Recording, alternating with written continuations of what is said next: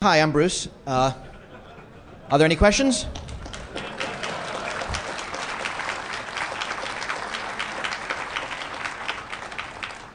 I'm serious, actually. Are there any questions?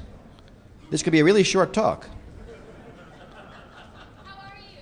I'm fine. How are you? Not what I expected. Yes? How do you feel about authentication in wireless sensor networks with a lot of transient devices? The question was about authentication in wireless networks with a lot of transient devices. But let's sort of generalize that. And let's talk about authentication in sort of any system where things are changing. And it could be a wireless network, it could be a wired network, or, I mean, it doesn't, what the medium is doesn't matter. We got a lot of issues here. There's a bunch of people that believe that we're going to solve internet security if we can just get attestation right? If we can just know who people are, just authenticate people.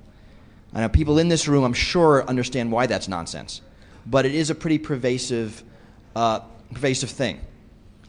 In general, right, the more you can control the device, the better authentication you can do. So your cell phone will have better authentication than your computer just because the company that builds your cell phone, the network, I mean, they own the firmware. I mean, they own a lot more of the network, or your iPhone, or any of the devices where there's a lot of control.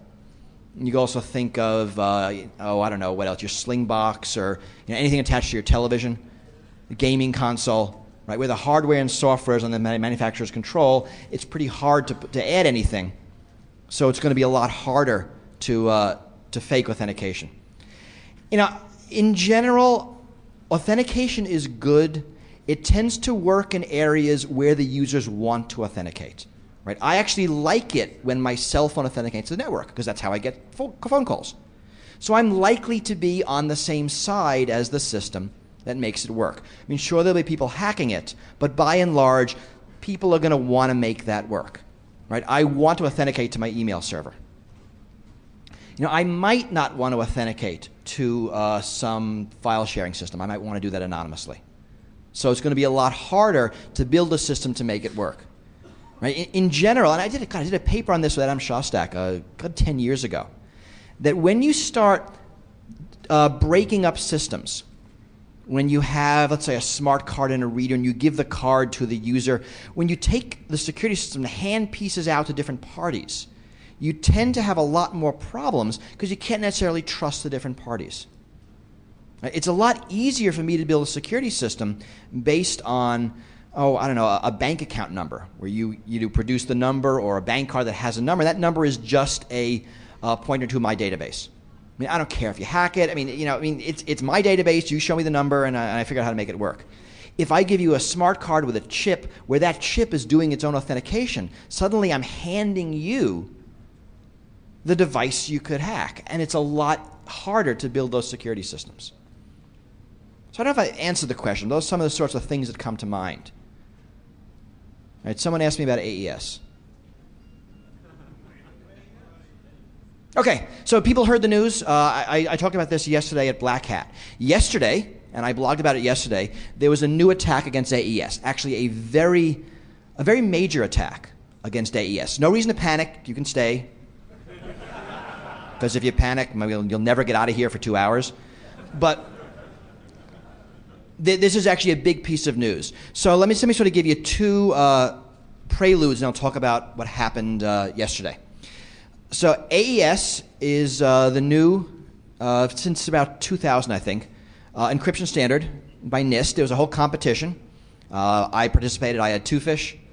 And an algorithm called Ringdahl won. It came out of Belgium. And this became AES. AES is defined with 3 different key sizes, 128 bits, 192 bits, and 256 bits. The algorithm is the same for all key sizes, except the number of rounds is different, 10, 12, and 14, and the key schedule is different because the keys are larger. So that's what we have. And pretty much everything out there nowadays has migrated from DES to AES. And so the question that you want to look at when you see an AES device is AES what? AES 128, 192, or 256. That just tells you the key length. Okay, so that's sort of AES background.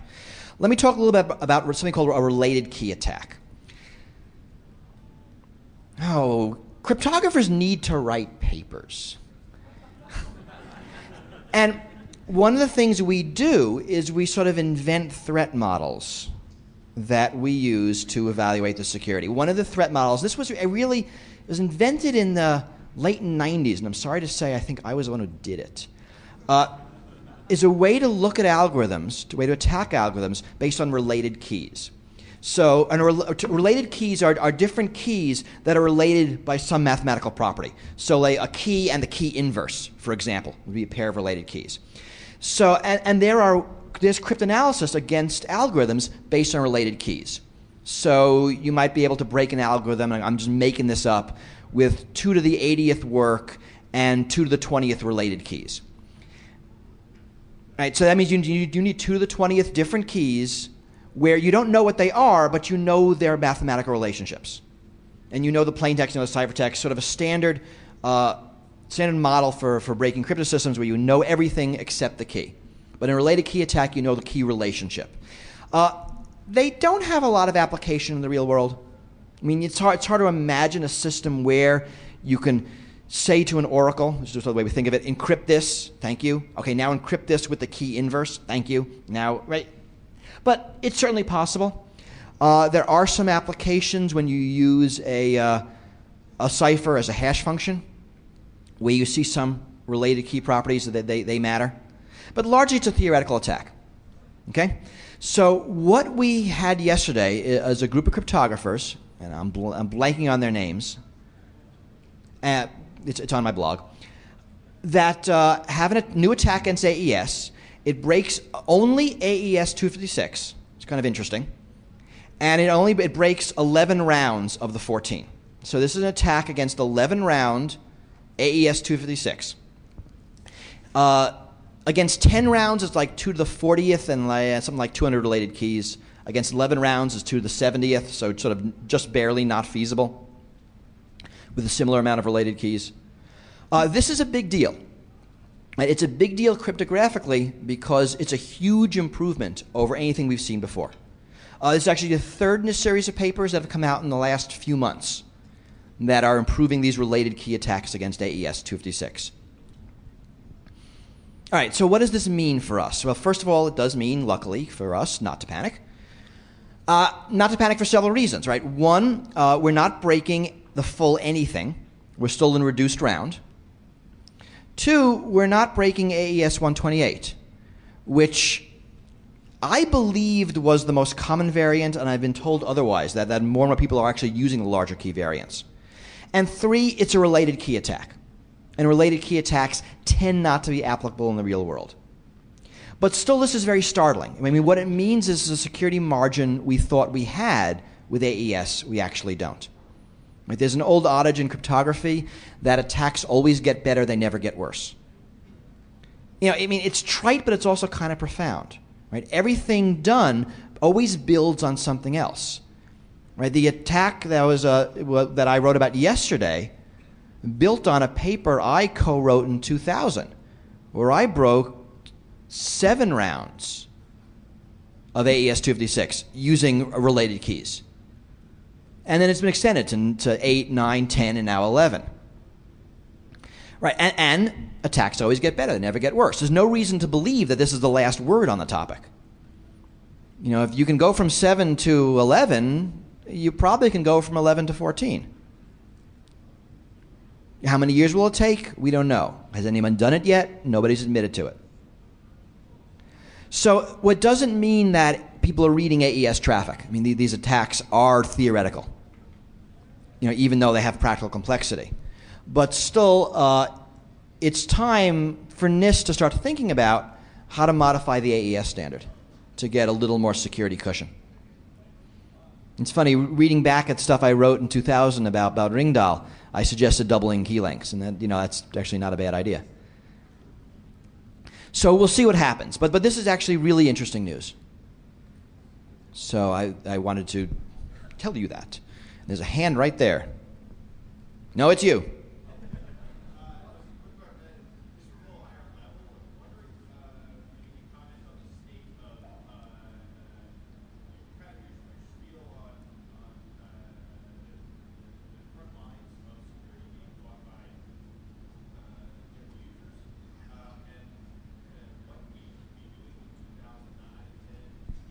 So the question's about sort of security in general users. There's a paper I just saw that came out of Carnegie Mellon, which proves something we already know, that users ignore security warnings. It's a surprise. But actually, this is interesting. People have a really good sort of risk barometer.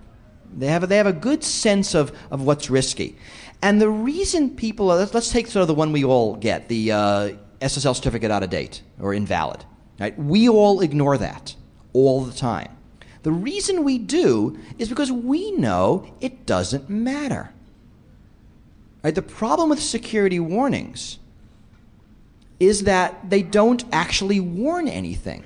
They're generally CYA devices, right? It's not my fault. I gave him a warning. I mean, geez, don't. I'm the innocent programmer. He was the one who clicked OK. It's not my fault. And we have a problem with that. In a sense, if the programmer can't figure out what to do, why does he think the user will be able to figure out what to do? Right? The user's not smarter than the programmer. So one of the problems we have with, as you said, putting users on the front line of security is they're not equipped to be there. They don't have the expertise to understand that security warning you're putting up there. You're giving the user information he cannot process. Now, sometimes we're stuck here, right? We don't know enough to design the security properly to make the decisions for the user. So we're kind of stuck sloughing the decision off on him. But it's not a good solution because the user can't make good security decision. Largely because the warnings happen too frequently. So it's a cry wolf syndrome. I mean, if I yelled at you duck, you duck, right? Because that's a warning you take seriously. But if I started doing it all the time, you'd kind of start ignoring me because then nothing would happen. And we have that problem, so many areas of computer security, that the bad stuff looks like the good stuff. And the program can't tell the difference or chooses not to make a decision and hands the decision to the user, who looks at it and says, I clicked OK 80 billion times previously and nothing happened, so I'm going to click OK. Or I don't understand this. You mean, there's a website you want to go. God, someone, I forget who did it. Put up has a parody of a dialog boxes. There's a great website you want to go to, but there might be problems. Go there anyway. Annoying bullshit. I mean, what are you going to click on? Right? You're going to click on go there anyway. And that's the way users see those warnings. So what can we do? I mean, our job, I think, is to figure out how to give users real warnings. Right? SSL certificate expired or invalid is not a real warning. Right? You're going to a known phishing site is. And it's not just a warning, it's I'm not letting you go there. Go find go to a Microsoft browser if you want to go to that site. Right? I'm not going to let you. Right? And something like that. Or I really, really, really think you shouldn't do this because it's really bad. An actual warning, and have it be correct.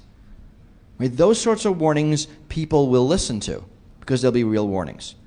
So us as security people, I think this is our problem. Right? We can't assume the users can answer questions that we can't. We have to figure out how to answer the questions.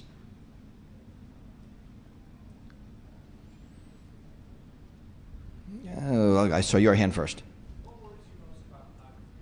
About what? What worries me most about cloud computing? Cloud computing, I think, is in some ways worrisome, in some ways not. I mean, cloud computing is just a new name for an old thing. Right? It reminds me of time sharing in the 60s. Right? In the 70s, in the 80s, I was using a punch tape, and the computer was across the city. I mean, all these remote systems or client server from the 80s and 90s, and now it's called cloud computing. I mean, fundamentally, what we're doing is we're doing the computing somewhere over there. And what should worry anybody in any of these sorts of systems is trust. Right? Fundamentally, you have to trust who's ever doing the computing for you in whatever paradigm you have. Right? Cloud computing is Gmail. Cloud computing is Facebook. Cloud computing is sort of any of those systems where your stuff is on someone else's machine. Computing is all about trust, right? And whenever you boot your computer, you have to trust the operating systems, the application software, the network you're on. I mean, there's a whole lot of trust built into computing. We don't really think of it that way, but there is. And this is just another layer. So in some ways, it's no worse. You already trust, maybe Microsoft with your word processing files. Now you go on Google Docs. Now you trust Google with your word processing files. It's kind of the same thing. Right? Both of them can have security flaws. Both of them can make mistakes. Both of them can screw up and compromise your data. It's the effects could be worse when you move more control. The more control you give up. This is the future of computing. I mean, don't think for a minute this isn't what everyone's going to be doing in a few years. I mean, I feel like I'm the only person who, actually deals with my own mail on my own computer. Everybody I know, out in the real world, right, is moving to Gmail and all of those internet-based email systems. I think that's nutty to give it that control, but it's normal. People are moving to Google Calendar, Google Docs, all those things. Right, Salesforce.com is taking over. Systems for doing, which I thought would never work when it showed up, external filtering of email, looking for malware. Right, but now that's normal. So this sort of thing is normal, and it's going to be the future. The problem here is trust. You have to trust whoever the entity is, and that's hard. On the other hand, the companies that do this have to be trustworthy. So they're going to go out of their way to secure their systems more than most users will, right? Because their reputation is greater than any individual user. So I think there's promise there. So that's what I think about cloud computing. The worry is going to happen so fast that it won't be able to be secured properly. But it is happening, and you can't stop it. We'll be the holdouts. Oh, let's go to a different part of the room. Oh, way back there. Yes, you. No, don't turn around. Stand up.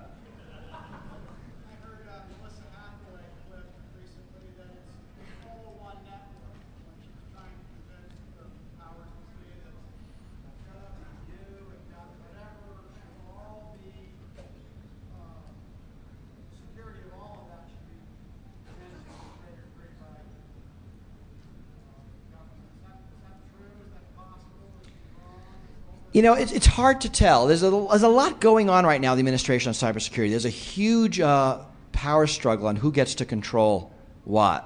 And often when I see stories in the media about these huge cyber risks, I always wonder which agency is leaking it for what reason. And we don't know how it's shaking out. Right? Obama's going to appoint a cybersecurity head, which I think is a great idea. I like it if he has budgetary authority, but we don't know who it is yet. And we don't know what's going to be done. We know that the military is doing their own cybersecurity. That makes a lot of sense, right? Both offensive and defensive for military purposes. That's perfectly reasonable. Who controls the civilian government network? We don't know. There's reasons why you want to centralize some things and decentralize other things. So it really remains to be seen. I don't know what's true yet, and I think we'll know a lot more with who's appointed. I actually would rather President Obama appoint someone more political to the head role, have a technical person under him. I think one of the problems we've had for past cybersecurity czars is they've been too technical and not political enough. Because in the end, this is about politics. It's not about tech. And if you have a politician who listens to tech, you get a lot more done than you have a sort of a tech person that tries to listen to politics. Because politics just makes no sense. So we'll see. We don't know. All right. Someone asked me about SHA-3. That's another interesting topic we have. Yeah, okay. Yes. Yes. Yes, you mentioned NIST earlier on in your answer and the importance of selecting the right algorithm. What do you think about NIST and the SHA-3 competition? Excellent. So after NIST had such success with AES, a couple of years ago, they decided to have another competition to replace the SHA family of hash functions. And right now, I don't know if people sort of know we had SHA-0 and then SHA-1 with a minor modification. Now there's the SHA family. There's a SHA-2. And NIST wants to sort of scrap those and get something new for the next decade. A really good idea. I mean, these competitions are actually huge impetuses for research. I mean, lots and lots of teams all over the world submit algorithms, and they break each other's. We have a little problem, though. I mean, NIST, which was the National Bureau of Standards back then, in 1976, and did a call for algorithms for a block cipher. They got one submission for DES.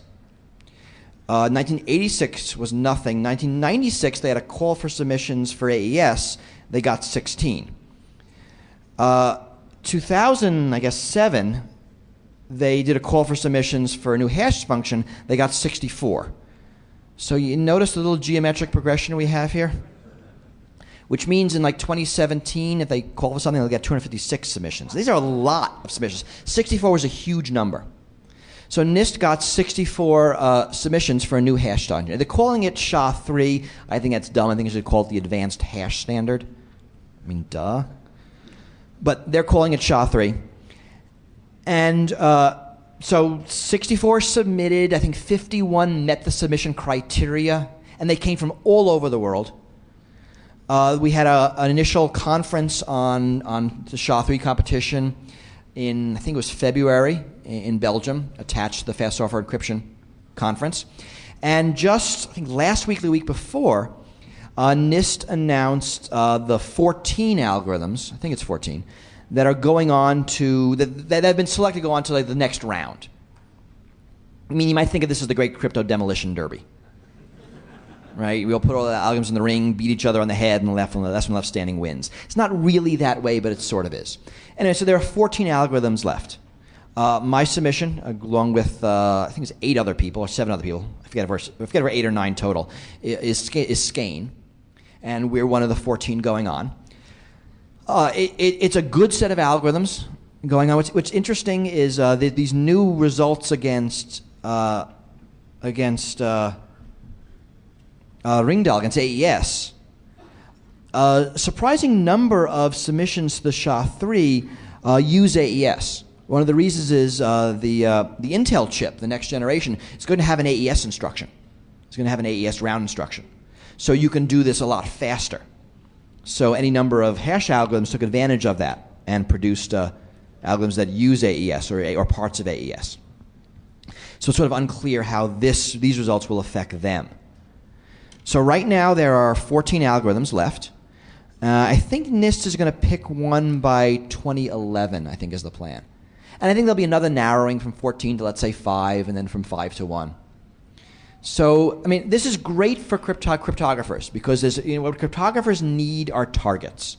Remember, cryptographers like to write papers. The best way to write a paper is by breaking something. Nobody wants to see your new design unless you have a trail of heads behind you. Right? So the way to get cred is to break stuff.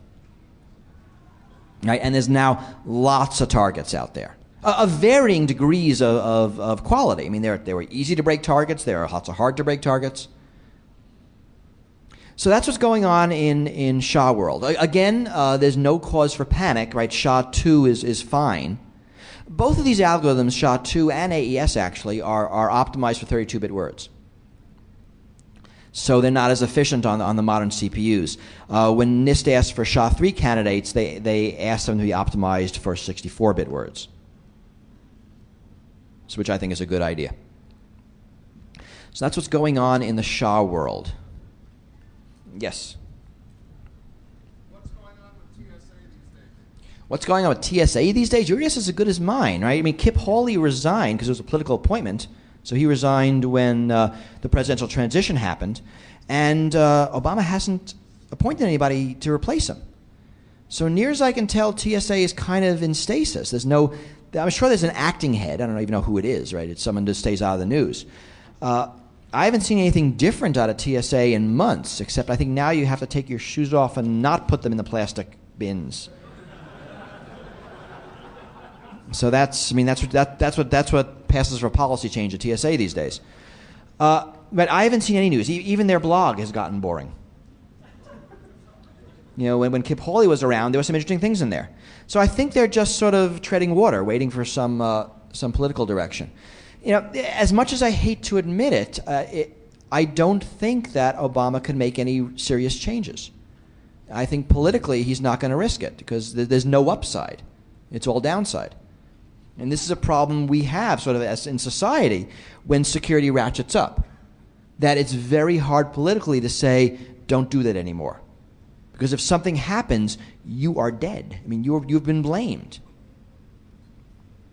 So I think the TSA security measures are going to be with us for the foreseeable future. Right? Just like we got the photo ID check requirements after, I forget which plane. It was a plane that went down that it was thought it was a missile or thought it was some kind of bombing, but it turned out to be an accident. Right? So the security measure wasn't needed, but it never went away. So I don't think things are changing anytime soon. It's we're not. I'm just not seeing a lot of movement out of there. I know there's stuff brewing in sort of other areas of national security, not TSA, but making changes is hard. I mean, doing the right thing is very hard in this case, because doing the wrong thing is more politically expedient, and it sort of doesn't matter what party you're from. That's true. So I'm not optimistic about near-term changes. I'm going to take the hand way back there. Yes. No, you. Speaking of trust, can you comment on the PKI vulnerabilities that were announced in Black Hat? I don't know the PKI vulnerabilities that are announced at Black Hat, so I can't comment on them. Is that the sort of universal cert, or is that something else? There were multiple vulnerabilities. One was an old algorithm that was being used on some of their sites. Yeah, none of this surprised me. I mean, there's been a series of stuff. I don't know what was announced, so I really can't comment on it. But in general, I mean, you get these kinds of things, right? And any security system is going to have problems. So, I mean, PKI isn't so sort of magically invulnerable to that sort of stuff. So, but I'm sorry, I didn't. I've been busy enough the past few days. Oh, right there. Earlier this week, the federal government was talking about having an interest in reducing anonymity on the wire. Do you see that as a positive or a negative? Yeah, I mean, this goes back to the first question, the notion that if we could just figure out who everybody is, we can magically make the internet secure. Right? I mean, it's just not going to work. So I actually think it's a negative. I think the more we rely on identity-based security, the more fragile our systems become, because it works well until it fails. And this is why I'm sort of against national ID card.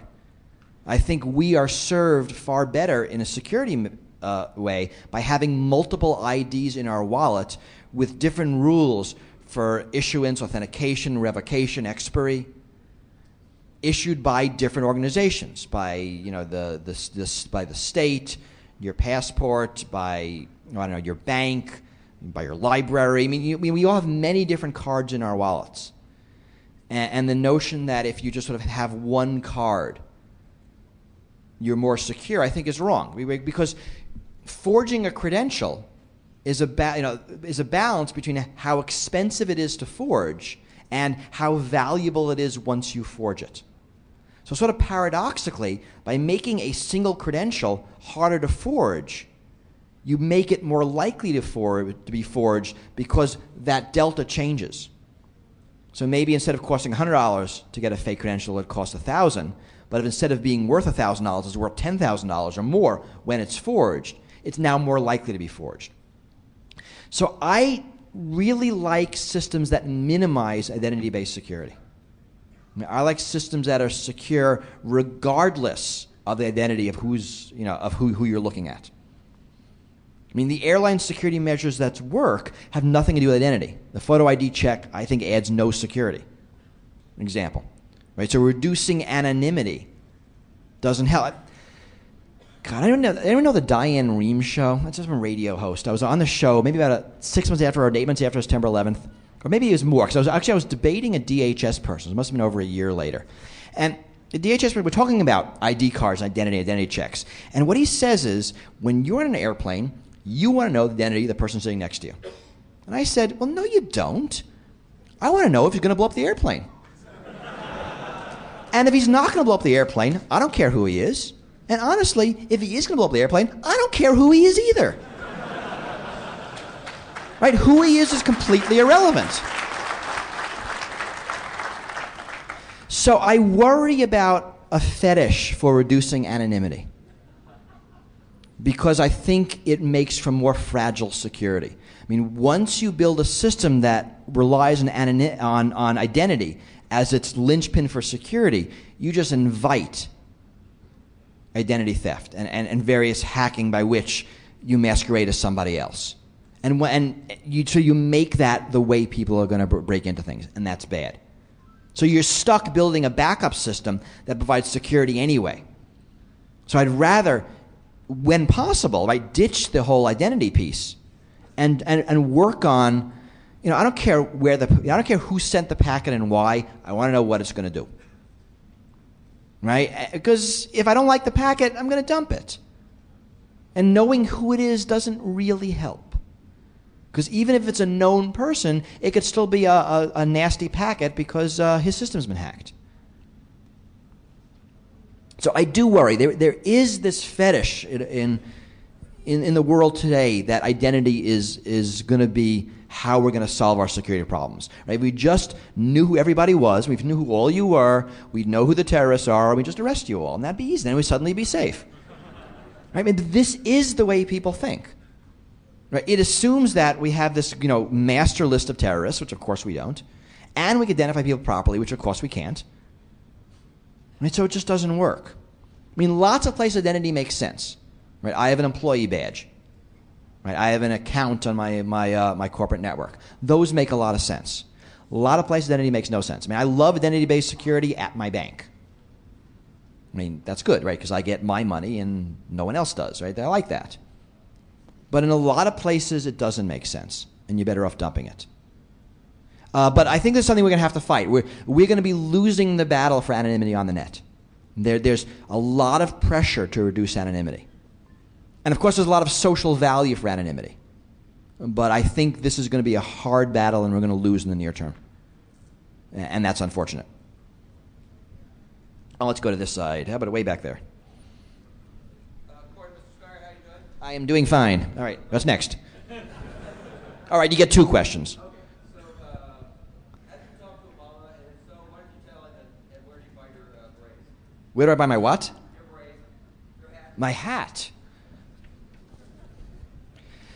Actually, it's a neat place. It's the JJ Hat Center in New York. They've been in business about 100 years. So it is a cool store. So I'll say that. No, I have not talked to Obama. Be kind of neat. But I did an essay, God, like a month ago, which started with the rubric of, if I had, an elevator pitch to Obama, and this is what I'd say about how to fix cybersecurity. This is what I'd say. For the life of me, I can't remember what I wrote. I mean, this is actually embarrassing. So I invite you all to read that and pretend I said it while I was standing here. You've heard my voice, so you can probably do the cadence. But, and I wrote it recently. It wasn't even a long time ago.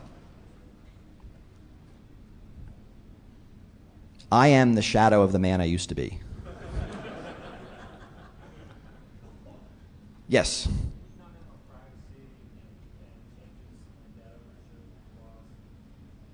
The comment on privacy in what context? On the ownership of your data. This is actually a real important trend. And it's about privacy and the ownership of your data. We're now living in a world where we tend not to own our data. And I'll get calls from the press all the time about things people say. I ask, what can people do to protect their data on Facebook, on Gmail, on this service, on that service? And the answer is nothing. You're screwed. Right? Fundamentally, most of our data isn't owned by us anymore. Right? And this gets into cloud computing. It's going to get worse.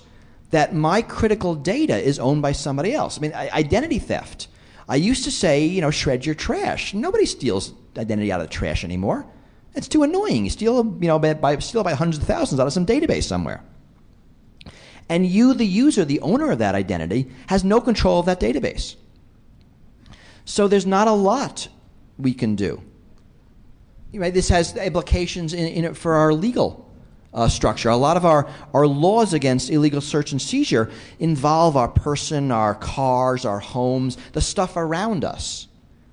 But different laws apply for third data that's being held by third parties. So what Facebook might have to go through to release your data is different from what you might have to go to be forced to release your data. So the rules are changing. You asked about privacy. The thing I actually also want to mention is the notion of privacy is changing a lot. I mean, essentially, the internet is the greatest generation gap since rock and roll. And you must believe it is that. I mean, and there's a huge difference between how, I'll use the terms, the elders use and perceive the internet and the young people, the internet generation, does. Right? You can see the gap by asking someone, do you use Twitter? And you'll either get, why in the world would you ever do that? Or, of course, who doesn't? Right? And those are the two basic answers. And that's the generation gap. So there's some research we're starting to see. Dana Boyd has written some great papers on young people and how they use the internet. In terms of security, there's a lot more focus on control. That the young people seem not to be less concerned about security, but security is generally about control. They're certainly more open, right? Everybody under 18 has been dumped on Facebook, right? They know what it's like. And those things would never happen in a public forum to people who are older. Right? People who are younger tend to put more stuff out there, that their notions of privacy are a little bit different. And things are changing. The notion that the young people are more security savvy seems to be complete nonsense. In general, the young people are extremely socially savvy about the internet, but not technically savvy. So I'm reading sort of interviews with people who are using the net, sort of random teenagers, and they don't know the difference between data that's on their computer and on the internet. I mean, it's the same thing. I mean, this data is out there. I mean, a lot of people are sort of platform independent, that they can use whatever device is handed to them, and they like that. It means everything they do is in the cloud somewhere. It's a really surprising thing I learned, that it's not uncommon in high school that you give your password to your boyfriend or girlfriend. That it is a show of trust that you give them your password, which means when you sort of the breakup with someone, change your password, must be done in the correct order.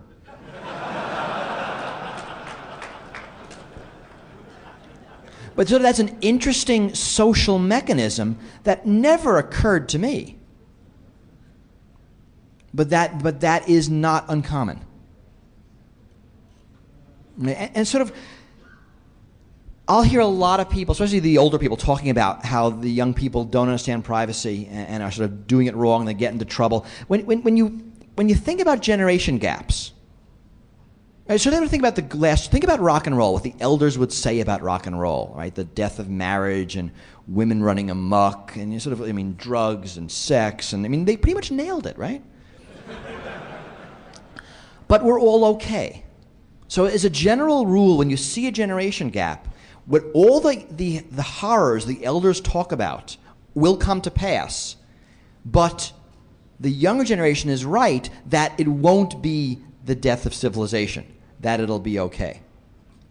And we're seeing that. Where you see a generation gap is people fired for blogging.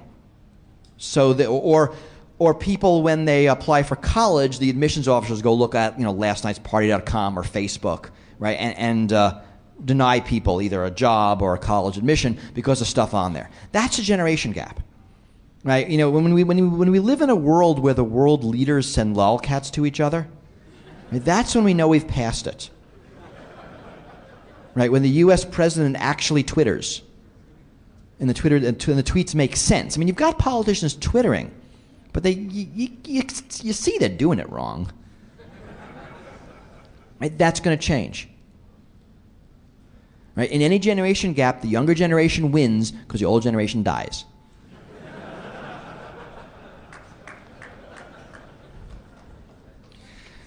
All right, so I think I have time for one or two last questions. So short questions would be preferable. You in the way back, why don't you walk up and you'll ask the last question. I'll take another question from someone who's closer here. You two fight it out.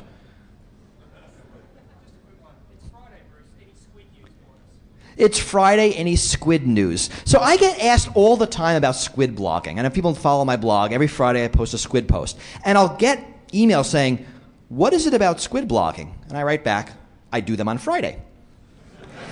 I get people who say, hey, do less squid blogging and more security. Like there's some conservation law that every squid post I make means one less security post. I assure you that's not the case. And in fact, posting about squid is the easiest part of my blogging day. That squid news turns, I had no idea there's this much squid news out there. But yeah, I do get odd reactions on doing squid blogging. So, who's the last question? I did ask them to come forward. Did they not? Oh, you did? Okay, yes. So, from an engineering perspective, terrorism seems easy. Like, I can get a bunch of explosives in a car or plane or whatever, fly in a building, whatever. But how come we haven't seen a lot of it? It's an excellent question, right? I'm going to repeat the question. From an engineering perspective, terrorism is easy, yet it doesn't happen a lot. What the hell's going on?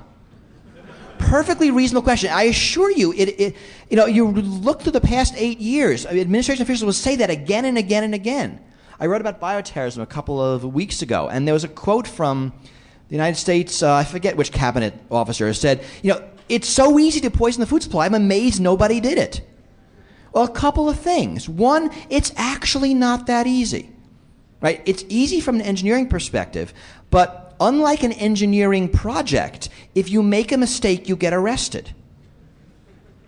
This is actually sort of in general why there aren't many criminal masterminds. It's hard to practice. Right? If you're a good guy, you can practice, and if you make a mistake, you get better. If you're a bad guy, you practice and make a mistake, you go to jail for 10 years. So it's hard. It is harder. So, but yes, anybody can, you can come up with a bunch of steps to do a terrorist attack, and it's pretty easy. But actually, each step has some percentage of failure, and add the percentages up, and it's pretty rare. In some ways, 9/11, terrorists got really, really lucky. They almost failed a bunch of times. And it's unfortunate we're sort of basing our national policy, international policy, based on really, really lucky, but we are. So terrorist attacks are actually not as easy as they seem.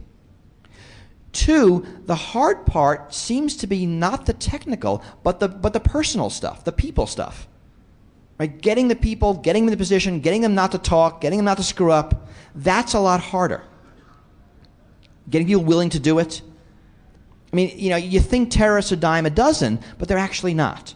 They're pretty rare, right? Despite their this sort of marketing campaign. Sort of interesting that different terrorist groups do have images, right? Al-Qaeda seems like a really lousy terrorist group with a great image. The IRA was a pretty good terrorist group with a terrible image. And different groups sort of have different ratios with that. But that's a good question, and those who are doing terrorism policy, I wish would think about that more. If it's so easy like we think, why has it not happened? So with that, I'm going to end. I'm going to room 106. I'll get in. I can't promise any of you guys. Well, I can promise some of you. I can't promise any of you in particular. So I'll go there. I'm happy to talk more, answer questions, sign books, chat. I'm not doing anything today. So welcome to DEFCON. Have a great time, and thanks for having me.